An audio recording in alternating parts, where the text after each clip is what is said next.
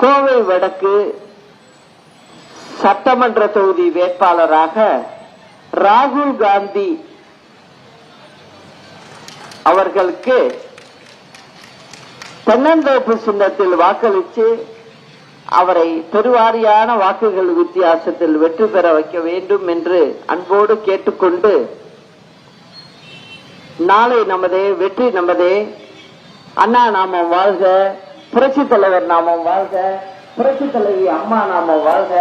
நன்றி, வணக்கம்.